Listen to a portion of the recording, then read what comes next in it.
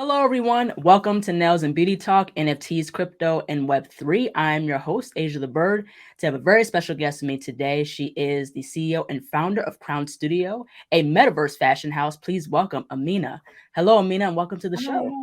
Hi. Hi, very pleased to be here. Thank you so much for having me.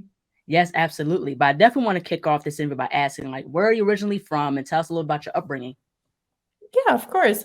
I'm originally from Azerbaijan.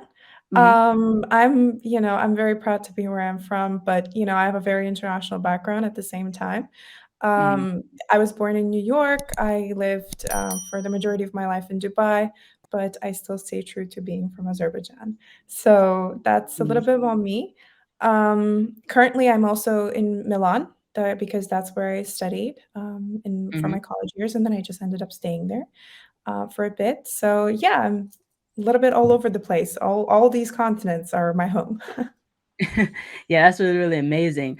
But I definitely want to go ahead and talk about fashion a little bit. So, what fond memories that you had that fostered your interest into fashion?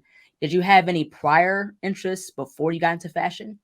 Absolutely. Yes. Actually, the way I ended up being in fashion was very unexpected, right? Mhm. Originally, when I was, going off to study and, just ever since I was little, I had a very strong interest in the arts.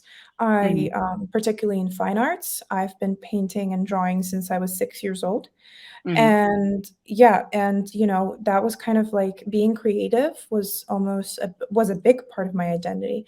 And as I grew older, I went to college for business, because Mhm. that's something that I thought would be the best way to monetize my interests. And at the time I thought, I can't really make art something that I Mhm. can make strong money from. I needed a business sense for that. So Right. as I was, developing that, as I went to college, and as I mentioned, I went to college in Milan.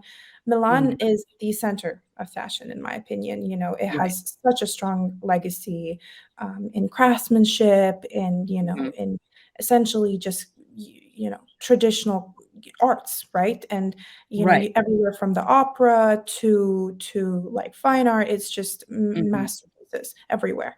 And specifically, fashion was almost a lifestyle there, right? And when you Mhm. live there, you almost embody that. Mhm. And that's kind of how I stumbled into this, and I started to show an interest. And I really like the part of fashion that was Mhm. the self-expression element of it, right? Like Right. you just show who you are, and you are Mhm. this person, and the best way to Absolutely. exhibit that is through your fashion. I mean, when you meet someone, the Mhm. first impression you have of that person, you know, is mostly what they're wearing, is how they present Right. themselves, is how they carry themselves, right? So it played a big Mhm. role in that. And as I came out of college, and as I was starting to apply my learning, I Mhm. was looking to innovate in that field. I was looking to combine all these interests I had and innovate and Right. essentially make a business. And that's kind of how it grew into being Crown and into Mhm. who I am now. Yeah, that's really, really awesome. But I definitely want to get into this one thing that I find very interesting. So you mentioned in a podcast interview that you consider fashion as a lifestyle, and you're currently in Milan, Italy. So what is the difference you think between fashion in Dubai versus in Italy versus in New York, in your perspective?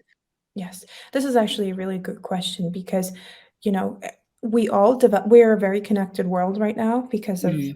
technology and internet. But at the same time, I think it's important to preserve our differences because that's what makes us beautiful. Mhm. And, in this case, with fashion in the Middle East, especially in Dubai, right? In Mhm. Dubai specifically, fashion and luxury is treated on a level of abundance, I would say, right? So the Right. more you have, the shinier you are, the more you have a level of status. And that's seen as appealing. Like, for example, in big brands, when you walk in the mall or, you pass by some shops, you see a lot Right. of gold, you see a lot Yeah. of bling, you see a lot of that, shininess and like being excessive. And that excessive can be beautiful, and Mhm. I personally love the way some people dress here, and the way they integrate some elements. It could be really of a certain taste, right? It's all Right. about taste. So in Dubai, it's about that abundance, about having more and showing more. Mhm. But in the Western world, for example, in Milan or in France, it's not seen as something of status. In fact, it's seen as something a little bit of less of that, right? Like the more you scream Mm. about having something, the Right. less you actually do.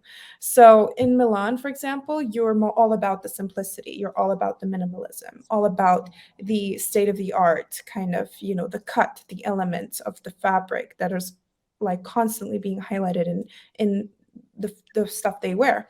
So a Right. good brand to kind of illustrate that would be Laura Piana. They have very simplistic clothing. They're very Mhm. neutral tones, and that's kind of shows what the Western world kind of values, right? It's all about the Mhm. minimalistic style. And in New York, and in the US, but particularly in New York, from what I have observed and what I've seen, it's all about art, right? Like New York is all about creating fashion that is you. And that Mhm. you in fashion can be very different to someone else across the street, but you're speaking your truth and it's your craftsmanship, it's your art, it's your voice. And that piece of fashion, that outfit is who you are. And I think personally, the most innovative kind of pieces that I've seen have been from lovers of fashion and from designers in New York. Mhm.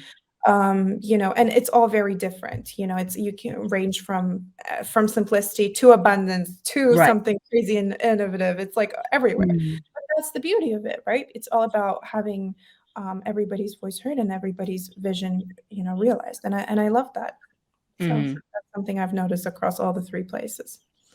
Yeah, yeah, I can understand what you're saying because, like, within New York, it's very creative. It's more, that's where like the hip hop scene really first took off, like, which is in New Mhm. York, and that whole thing with New York, like graffiti, and it's so cool, like the culture in New York. But also, I like with Dubai, and what I find very interesting, like how you said, like it's more about you know having a lot of like prestigious things, like royalty and things like Mhm. that. That's kind of like with London. London has like Totally. this poshness Yeah. vibe in the UK. So yeah, so like I like how there's differences, but everything ties into fashion. Mhm. Absolutely, because it's almost like having your culture and, the life you live be represented in what you wear, right? And your Mhm. mental state in the way you view things. So that's why when you see how a person dresses, you can tell a lot about them as a person. So that definitely reflects on a more macro scale in terms of countries and their cultures. Mhm. Yeah, right, absolutely. So what fostered your interest in regards to NFTs and Web3? Yeah, okay. So, actually, I got into NFTs around 2 years ago now. It was February Mhm. of 2021, 2020, something around Mhm. that time. Right. Um, and, the way I got into it was, my brother, actually. Mhm. He came to me one day and he was like, "Hey, you know how you've been doing art for, like, ages? Like, ever since I've known you?" "Yeah, Right. so, actually, there's this thing where you post your art and people go nuts buying it for millions of dollars." And I'm like, "What? Mhm. Like, that's a thing?" And then I Right. started looking into it, and it was also amid the pandemic, right? Like, everybody was at home, I was home, not doing much. So I kind of started getting into the whole Twitter Spaces, thing, into Discord, and, essentially where all these NFT and Web3 communities are. Mhm. And I loved it. Right. The talks I had on Twitter Spaces were so constructive. It was also very good for my mental health at the time, considering the whole situation with the lockdowns. But originally I got into it intending to sell my art pieces as items in OpenSea, and I was literally minting them, like taking pictures and minting them on OpenSea, Mhm. thinking people are gonna buy it, like my naive self was thinking that's how it's gonna work. But, Yeah. that's what I always say. I say, like, it's a matter of just literally making that first step, like trying, like, okay, I had this art piece, I had a bunch of them, and I wanted to somehow, get them out there and try this whole NFTs ideas. And then when it didn't Mhm. work, when I saw that all the stuff was minted, but like 5 people saw it, I was like, okay, wait, how come? Right? Like, what's happening here? Why is it not Mhm. working? Why is there so much attention on this whole idea of NFTs and Web3, and why is mine not working? Right. So that's how I got into, like, getting to know more, started following the right people, the right pages, and understood that NFTs and Web3 are all about community. They're all about the community and utility that you offer, Mhm. right? So it's almost like building like that whole brand with the Mhm. people that believe in your brand. So that's something that I thought was really interesting, and I loved the fact that it was decentralized. I loved that, you could, um, communicate with people and share ideas, and they would be transparent too. Like, if you liked a Right. project and you thought, "Okay, what they do here is really cool. Let me ask them what program they use for that." And I would literally Mhm. DM people and, message, be like, "Hey, I like your art here. How did you make that?" And they would tell me, Right. "Yeah, I used Blender. I used, something else." And I'd be like, Mhm. "Okay, cool. Exactly. Like, people are here to answer my DMs." And Mhm. that's something that, it just took off from there, and then continued interest and, constant ideas, and, it Mhm. just kind of makes itself. Yeah, that's really, really cool. But I definitely want to get into your digital fashion house, Crown Studio. So, what is this brand, and what is the mission, behind your metaverse fashion brand for people who don't know what Crown Studio is? Yes, absolutely. So Crown was originally created, right? Like, from the idea of you can be whoever you want to be. And we are not here to put any boundaries of that. You want to Mhm. be anything, right? You're only limited by your own imagination. Right. That's kind of the purpose of what we do, is to Right. empower the members of our community to like think Mhm. outside the box, right? Like, what kind of clothes Absolutely, can I yes. wear? Yeah, like, what kind of clothes can I wear? Can I wear fashion out of soap? That's one of our like, I want to wear a hoodie out of soap. I want to wear a hoodie out of crystallized dragon tears. I want to make wear a hoodie made out of burning money. I just want to, right? Like, that's I just wanna do that. Yeah. So you can literally wear absolutely anything, and, you don't have any of that, like, stigma, or, that idea is like, "Oh, maybe that's weird, like, I don't want people to think I'm weird when I wear that." No, wear it. You want to, you think it's cool, do it. Like, Right. literally do it. So, in Exactly, yeah. simple terms, right, like, it's all about, creating from the imagination, continued innovation, breaking the Mhm. boundaries of tradition, and, Right. intersecting traditions with innovation, right? Like, creating Mhm. something even beautiful from that, taking elements of Baroque and streetwear and creating something interesting. Mhm. Yeah, but in more formal terms, we're like an imaginary gamified luxury streetwear brand creating fashion for the metaverse, right? Utility-driven Mm. fashion for the metaverse. At the same time, we offer this to other Mhm. people, right? We are a studio. We offer our services to other Web2 brands, Web2 Mhm. designers to create their fashion and, create a vision for themselves in Web3, Mhm. right? Since we've done it, we know what it's like. We offer the same capabilities to others, and Mhm. we've worked with fashion designers from New York Fashion Week, from London Fashion Mm. Week, all the way from Hong Kong and Japan. We've Wow. had amazing people. Yes, we're very lucky to have done that, and it's been wonderful because every time you work with other people, offer to create their vision a reality. You learn Mhm. from that a lot too, right? And they become a Mhm. member of your Yeah. community. You become a member of theirs, and you share their views and ideologies, and it's wonderful, right? Mhm. So yes, we're in the business of, making your dreams come true. Yeah, that's really, really amazing. But I definitely want to get into, your fashion because I really love, Mhm. what you stand for. I love like the hoodie fashion designs. So the thing with your digital streetwear brand is that, like how you said, you could wear anything, where it's Mhm. like a fire, hoodie or, whatever it is. And one of the things I really like, one of the hoodies I like, I think it's like a diamond themed Yeah. yeah, diamond themed hoodie. And so tell us about some of the inspirations behind those fashion pieces. Mhm. Yeah, absolutely.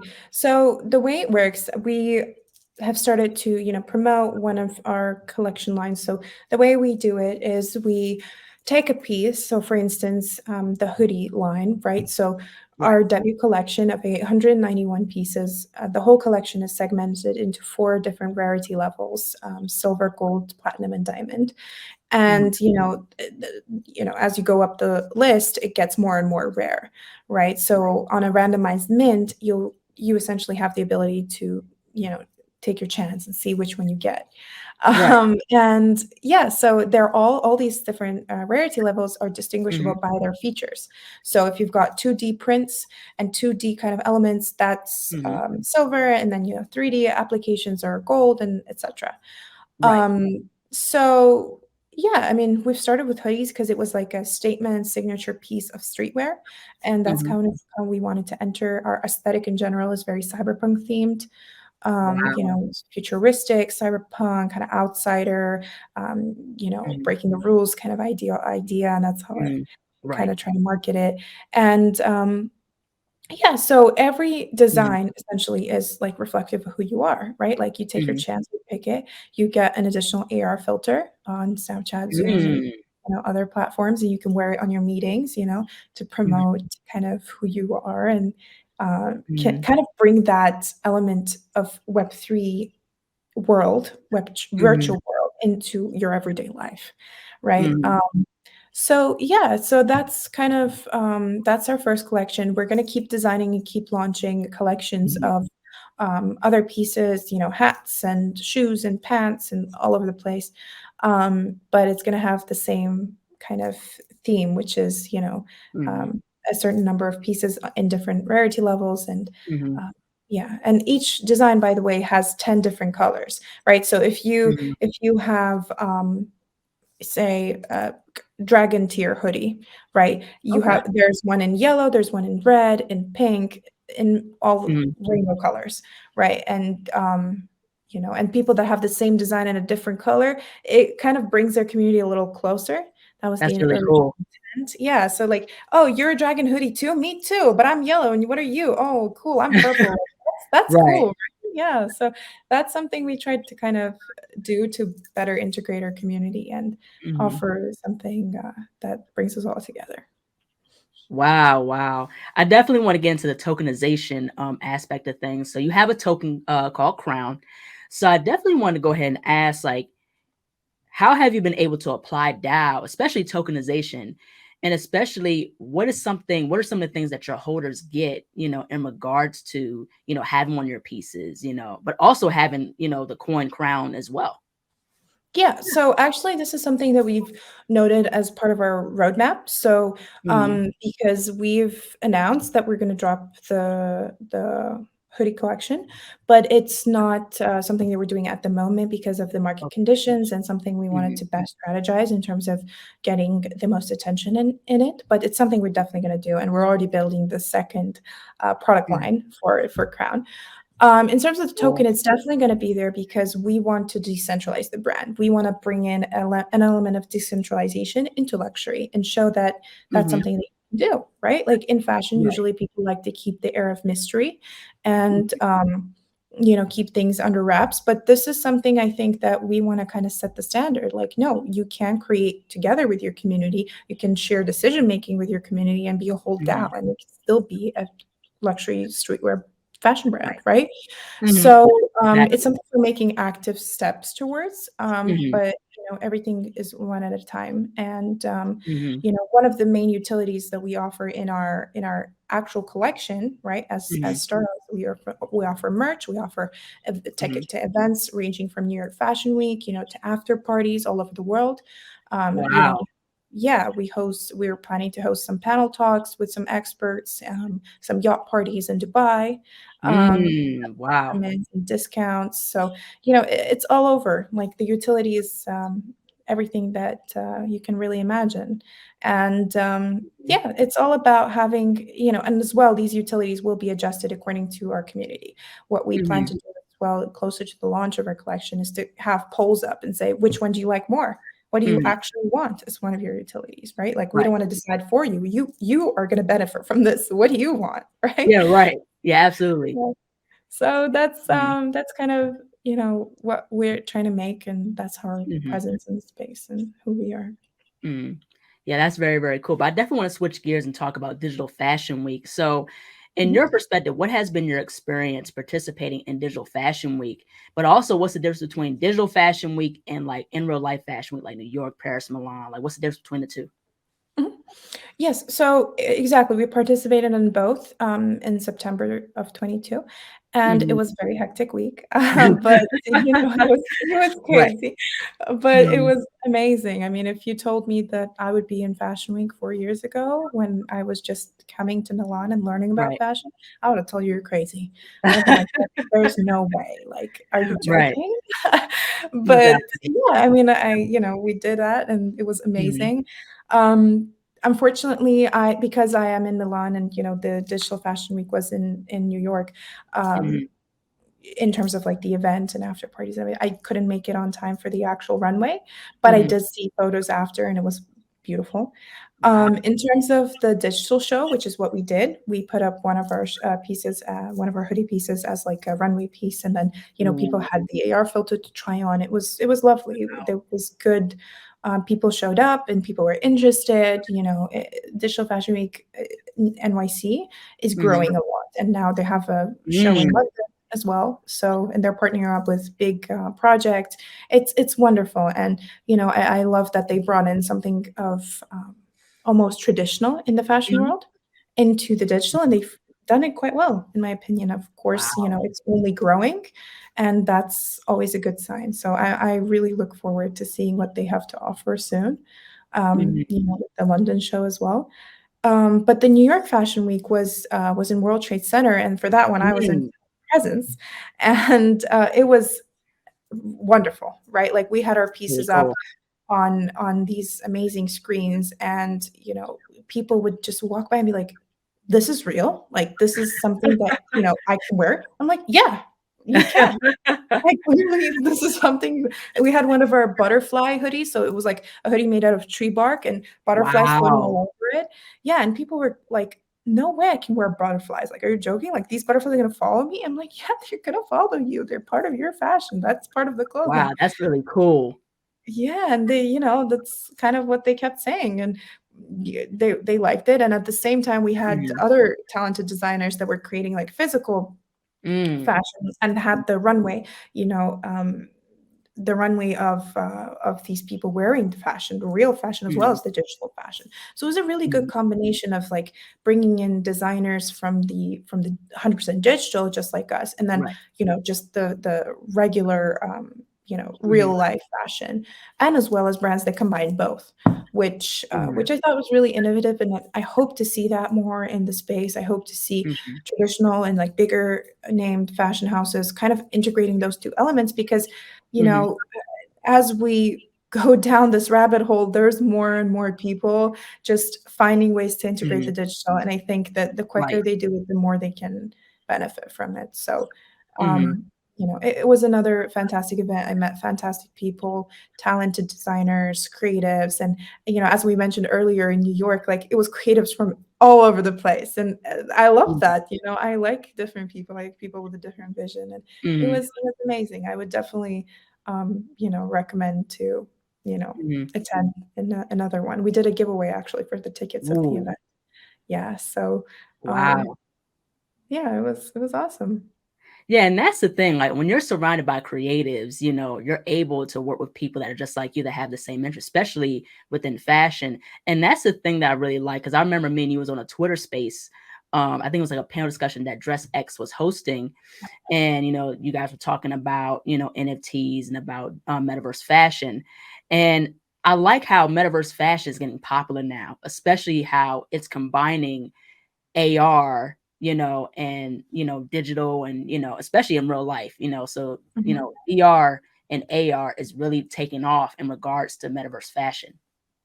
Absolutely. I mean, you can see that with pretty much everything, like, ever Mhm. since 2019 was one of the first, activations in the space, like, it's becoming the big, hype, like, what kind of fashion are you gonna wear in the metaverse, right? Yeah. Nobody has really set a standard for that, like, what are you Mhm. gonna wear? How are you gonna wear it? Where are you gonna even wear it? To what event, Mhm. right? Right. But brands Exactly. are making active yeah, like, brands are making active effort every day. They're trying to integrate AI into this, which is another Right. right? Like another big trend that's been happening in the space recently.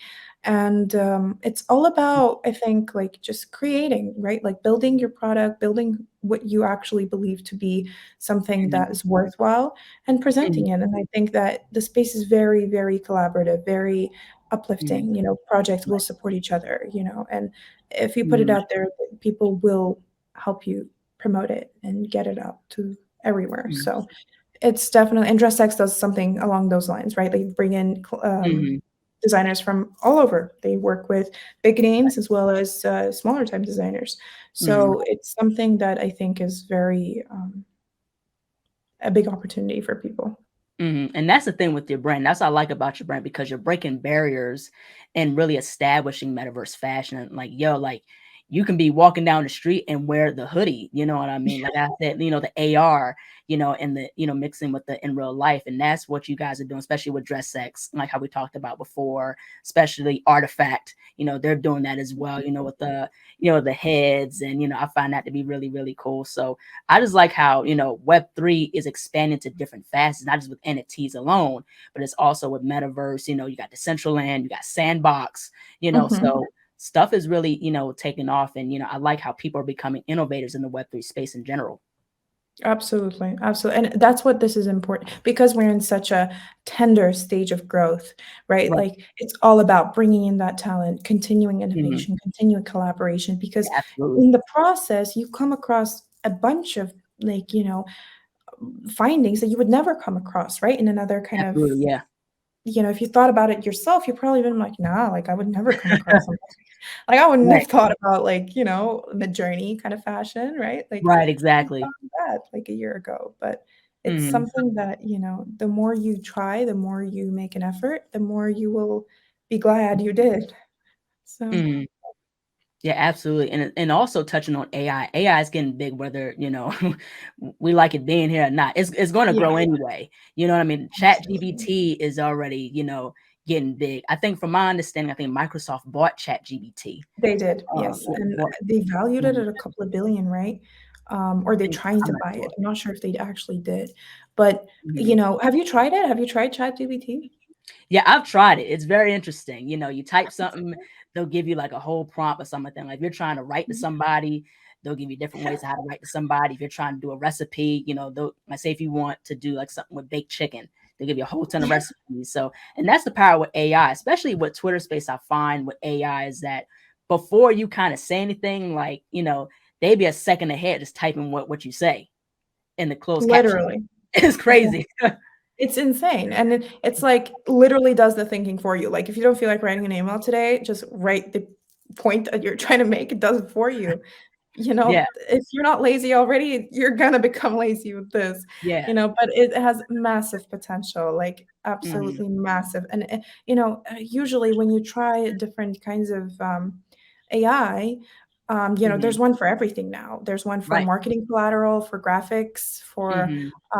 website building, like, for everything, right? Right. But Yeah. ChatGPT does it really well, it's very complex, and, if Mhm. that's only its initial stages, like, what is gonna happen Yeah. literally, like, in a few months or next year, right?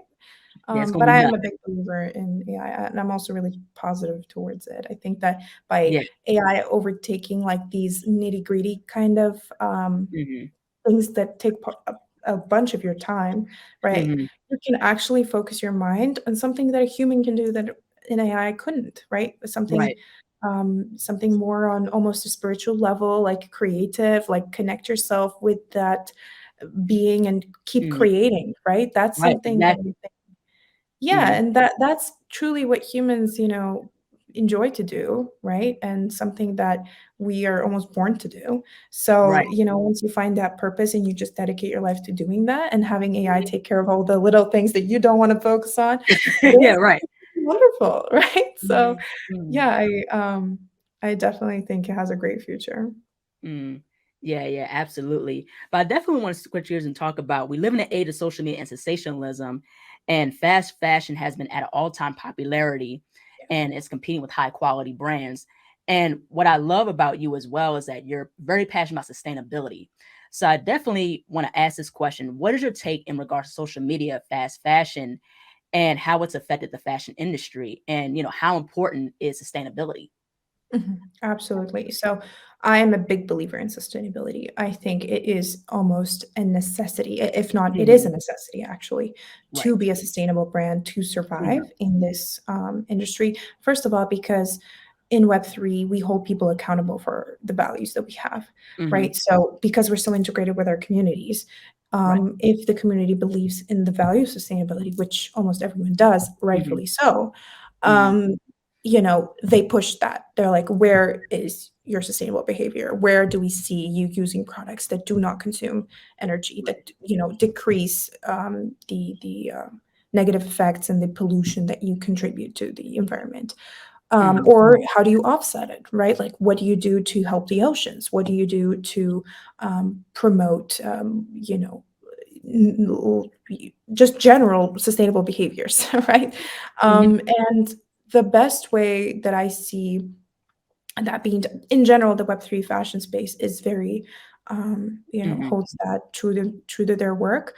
But I do think Right. that a lot of, as you said, the social media aspect of it, the growth and the massive presence of Mhm. fast fashion is still negated, right? Like Right. we do not kind of, we have not let ourselves separate from that, and that's a big Right. problem, right? Because it is I think 30% of fashion production from fast fashion, if I'm not mistaken, ends up in landfills, right? Mhm. That's ridiculous. I mean, That's it's it crazy. if that's ridiculous. I mean, Mhm. as a community that has the potential to kind of, no, I'm not going to buy something that's cheap. I'm going to find a brand that believes in sustainability, because there are brands, and because Right. we've promoted that, this is important, and there have been Mhm. designers that emphasize that. We've worked with designers like that, and Mhm. they create their products from 100% recycled materials. I had a Right. Danish brand do that. Other designers that contribute almost all of their Mhm. revenues from like returns to sustainable, Right. yeah, like sustainable initiatives and programs. And Mhm. it's possible. So you have to make that active effort to transition from that, and it's a difficult step for some that Mhm. have been so accustomed to it. But I do think that we're slowly making steps towards it, especially with Sheen. At Mhm. least in my circle of people, many have stopped ordering pieces from there, have publicly been saying that's not something that they're going to ever buy from again. Right. And it's definitely moving towards there, but I do think that we have to be continuously pushing that, right? Like Mhm. continuously voicing that this is not, and it was actually one of the biggest decisions why we decided to go 100% digital, Mhm. because with digital, yes, you're using up actually energy from your screen and, um, Right. in that sense, but that can in a much easier way be offset, right? Like Mhm. than having a physical product, especially also Mhm. it doesn't really fit with our ideology in terms of creating fashion Mhm. that cannot exist, right? You can't have real butterflies, unfortunately. But, Mhm. um, yeah, so all of our merch would be from 100% recyclable Mhm. materials, and any Mhm. revenue we earn from royalties are donated to sustainable initiatives and other charities. So it's Mhm. giving back is important, and watching, it's our Mhm. home, right? Like you don't want to live in a messy home. You don't want to live in a home that's dying. So Right. make an active effort to be a part of one that's not. Mhm. Yeah, yeah, absolutely. I seen a documentary, I don't know if you've seen it, it's called The Cost of Fashion, and it talked Mhm. about fast fashion and, especially, people in these third world countries, specifically, I think in India, will make a lot of the clothes for H&M and some of these other, fast fashion brands. And in result, like, them working in the sweatshops, they wind up, dying, but also too, Yes, like, they getting paid very, very, very poorly. And the thing is, absolutely. it goes to tell you within the fashion industry, and especially in business, they do not care about humanity. They care about money. They care about, themselves, and it's Yeah. about greed. That's all, Yeah, it's about greed. absolutely. Because at the end of the day, what these major businesses are trying to do is make money, but then, as you said, it's greed because you are making money, but you want more. and Right. you want more at the cost of someone else, and that's Mhm. not okay, and that's will not should never be okay. You should Mhm. always, you know, yeah, these people working in these sweatshops, they're being exploited. These people have Right. families just like you do, right? Like, you know, Absolutely. they're trying to make money to feed their kids, and to Mhm. feed their families. Why would you believe that by you earning extra percentage of profit makes you in any way better or more successful as a businessman? That's something we have to fight, right? Like once you start benefiting off of someone else's back and exploiting that, Mhm. I see that being done also on a more minor scale, like people hiring um, talented individuals, very talented individuals from Mhm. less privileged backgrounds and paying them less than someone else who you had in the same position, but from a Mhm. Western world, right? You're paying them less because they'll accept less, but Mhm. you're exploiting their work. They're very talented. They Right. deserve to be paid more. It's the same kind Mhm. of ideology. You cannot call yourself a successful businessman if you make money off of other people's suffering. It's just not right. And Right. that ideology should stretch across different you know Mhm. areas, and you should always be conscious of everything you do, and yeah, that's why Mhm. being decentralized is good, having people who keep you in balance, and Mhm. sharing that decision making power with a small, Mhm. or a concentrated group of people that Right. truly want to keep pushing this brand is important, and Mhm. something of value. Now, what's your take in regards to how people say NFTs, can affect the environment? Because I've been told that at one point, like NFTs, can affect the environment. Like, what's your take on that? Possibly. Yeah, I mean, you've seen that with the ETH merge, right? Like it became 99.99% more efficient and better Mm, in terms of an energy consumption, I believe. mm, But in terms of NFTs, I mean, yeah, I in terms of digital fashion, as a compared to its fast fashion alternative, I would say we're making a big jump and a good one. mhm, In terms of NFTs, I think the space itself is very watchful of its contributions in general. So mhm, I've come across multiple different sustainable initiatives mhm, and brands, not just in fashion, right? Like all over the place. I've actually met some people that spoke at the World Economic Forum and would come mm, and advise brands and tell them, listen, like this is not sustainable. You need to change right, this, and you need to alter your objectives, or you need to fix mhm, that up. So I think as far as we're going, we're on a right path. I do think mhm, there's room for improvement, but it's something that with growth and with more opportunity, you definitely will correct yourself. So I mhm, in terms of other alternatives, I think we're doing much better. mhm, So yes, but that's just in my mhm, opinion. mhm. Yeah, absolutely. That's totally understandable.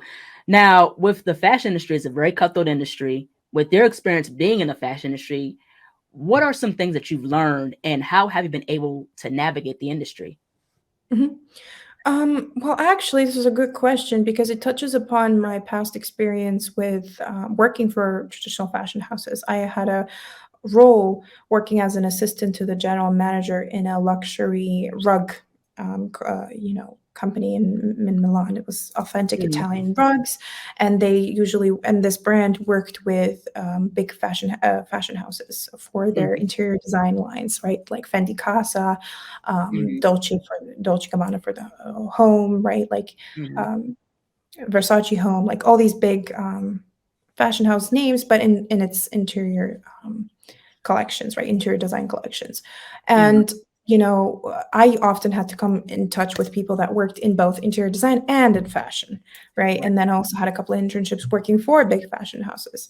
mhm, Um, it is extremely cutthroat, and not in a positive way that promotes competition, but in a way that people will push you down, will take your ideas, will exploit your talent, will underpay you, mhm, because that's in the interest of the brand, and because they have such a strong presence, right? Strong power mhm, in the work that they do. They believe they can, right? And mhm, a friend of mine was working as a celebrity stylist for mhm, Versace, And she loved Versace, especially the newest pieces they were releasing. And, it was something that she had liked since she was little. So it was like a dream job for her. Mm-hmm. But she was extremely underpaid, overworked. She was Mm-hmm. bone tired to Mm-hmm. see me on often days, right? And to even leave her house. Like, Mm-hmm.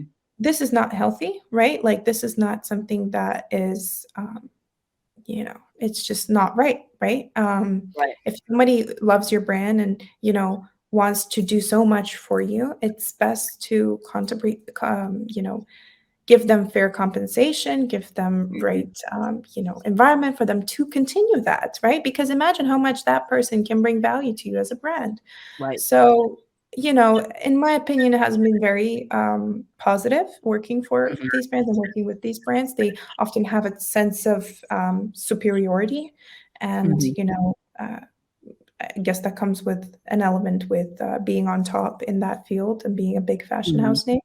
But it's always interesting to see how the each brand is different because each brand Mm-hmm. has its own culture, right? Like El Dolce, for example, been racist and homophobic from a while back, but and that was almost Mm-hmm.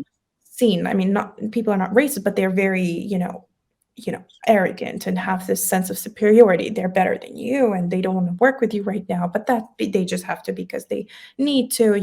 There's been a multitude of different experiences, but with other brands that respect, have the right values and have their own set of they have their own culture that is also reflected in its people, right? Mm-hmm. It's just the environment that's created, and people just fall under that influence. So I think Mm-hmm. it's each brand is a creative. Each brand, everybody can have a different opinion of how they have interacted with them and how they what kind of communications they've had.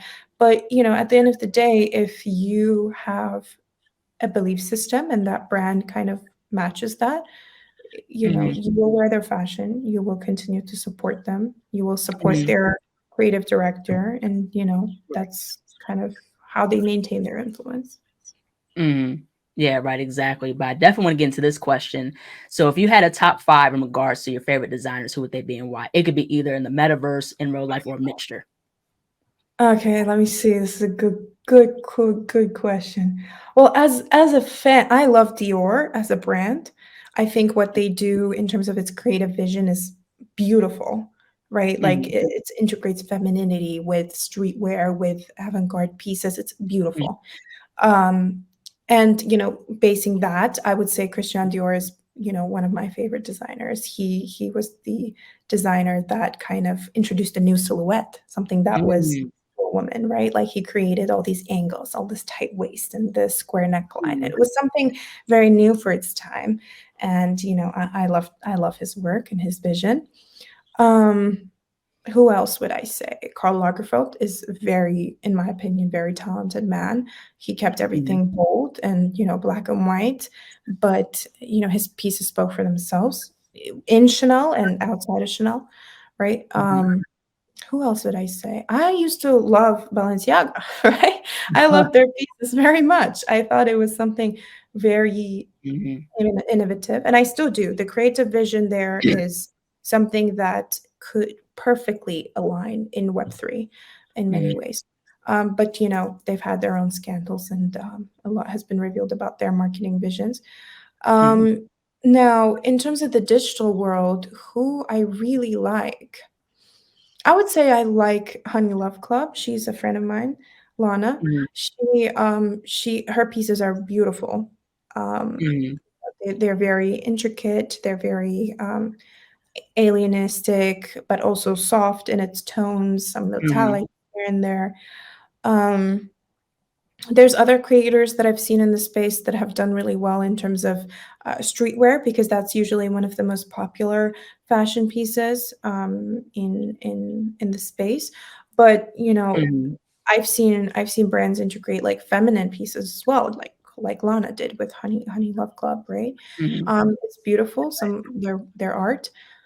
Um, I don't know how many that is so far. I'm just throwing ideas at you. I Um, and think that's some like 4, I think. That's 4. Okay, so one more. So who would I say is someone that I really, really like? Um, I like the work that the Institute of Digital Fashion did for H&M. I love Mhm, the very neon bright pieces. I like Black Paris as well, if you've heard of them. They have both actually. I would say I mhm, like Institute of Digital Fashion, but let's add a mix into it with mhm, with Black Paris because their stuff is just blacked out, and they've got mhm, the real life, and they've also got the digital, and mhm, they're wonderful. They have this element of elegance in all of mhm, their pieces, and it's done exquisitely because it's not done through color. It's mhm, literally black fashion piece, but it's so elegant and so exquisite. mhm, I love it. Yes, I think they do something very, very amazing. And I actually remember one of their pieces was a black shirt mhm, or a black hoodie with mhm. roses all over. And we actually have Wow. something similar. Yes, we have something. I mean, theirs is just full on black roses. Like it looked very intimidating. But Wow. ours is a mix of moss and rose to kind of like give a different element. But Right. yeah, their stuff is fantastic as well. So Mhm, there's a lot of talent in the space. This is just people I mhm, thought of off the top of my head. But yeah. mhm. Yeah, that's really, really cool. The fashion house I really like, it's a digital, fashion brand, it's called Kai Kai. I Mhm. love their fashion, like, it's so Yeah, really, really cool, Honey Love Club, I like her stuff is really, really cool, very futuristic. yes. I would say for me in real life is like, Guo Pei, she's a Mhm. Chinese fashion designer, and I love a lot of her stuff because, like, the amount of detail and the intricacy in each Yeah. piece and how she celebrates her culture, that's really, really Yes. amazing. Another person, that I discovered, like, a couple months ago, his name is Kevin Germanet, excuse me. Mhm. And his stuff is really, really phenomenal. I love how he works with like recycled materials, works with a lot of beads, and he makes Mhm. a lot of, phenomenal fashion.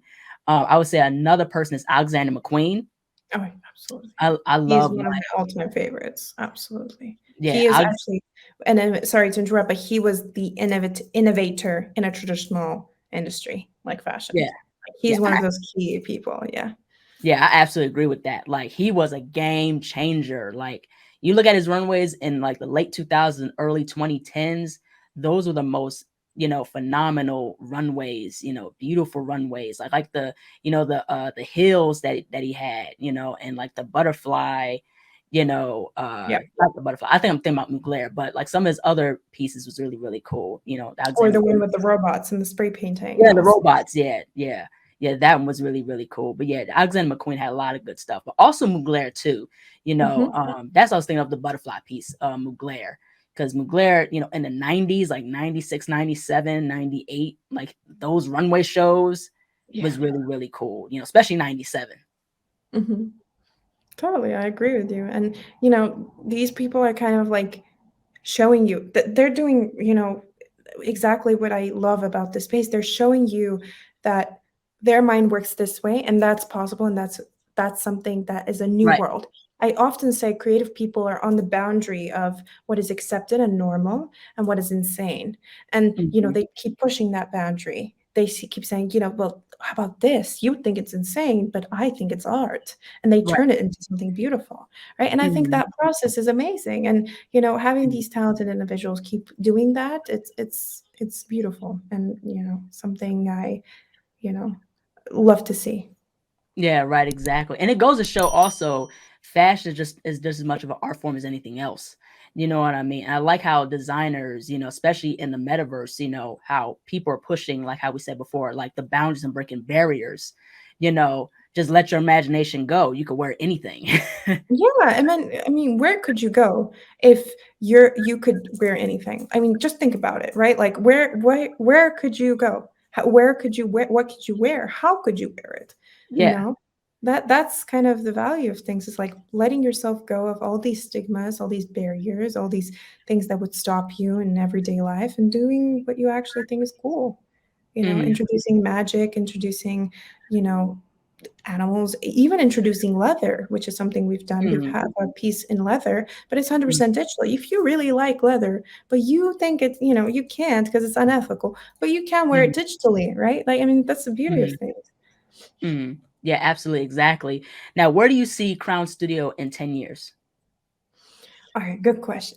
So, I definitely see us scaling up, Mhm. in terms of having a much broader product line. We're starting out with hoodies, but we keep pushing that. We keep creating more product line, having essentially Mhm. the whole wardrobe Right. created, becoming extremely decentralized, working together with our community, and bringing other brands into the space as we do Mhm. already, and creating essentially a whole community together, right? Like we want to Mhm. be bringing in as well, even fashion brands that have been doing fashion for a long time, and they want to be a part of Web3, and what part of Web3 fashion they can be, Right.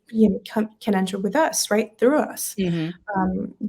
That's something I see us working with Fortune 500 companies, scaling Mm. up, having a strong voice in the space, like as an aesthetic voice, and a creative voice, as well as you know, in other contexts with newsletters and Mhm. etc. Yes, and essentially just having that element of decentralization kind of realized, right? Right Mhm. now it's in the works, but having that fully established and a brand that sustains itself on its own community, that's Mhm. something I think Absolutely. is beautiful and wonderful. So that's where we see it. Absolutely. Now, where can people find Crown Studio on social media, and how can people support Crown Studio? How can people get involved? Absolutely, yes. So we are on Instagram, Twitter, Discord, and we have our own website, www.crown.studio. Mhm. You can also find us on Twitter at crown_studio, and that's the Mhm. same handle for Instagram. Mhm. And the Discord is linked in the bio on all those pages. So definitely join our community, have a look at some of our pieces, and we'd love to have you guys as a part of us. Wow, that's really, really cool. Well, thank you so much, Amina, for jumping onto the show. I love what your brand stands for. I love how you're Mhm. about sustainability, and also, giving people a space to really express themselves and be, imaginative. Like they could be anything they want to be, and the hoodies are really, really cool. So I really had a great time, discussing with you about fashion and about the metaverse, what's going on with the NFT Web3 space. So thank you for this. No, thank you. Thank you for the opportunity and having such a lovely talk. And your questions were so insightful. I had a lovely time answering them and having to think about them. So this was truly enjoyable. I'm very glad you gave me the opportunity to have a sit down chat with you. Yes, thank you so much. Thank you. Take care. Thank you. Bye-bye. Hello, everybody. Thank you all so much for watching. Please like, comment, share, and subscribe to the channel. Be sure to click the bell for notifications. Also, follow me on TikTok, Twitter, and Instagram. Also, visit my website, ASIATHABIRD.com, and look out for more interviews involving NFTs, crypto, Web3, and the metaverse. Take care.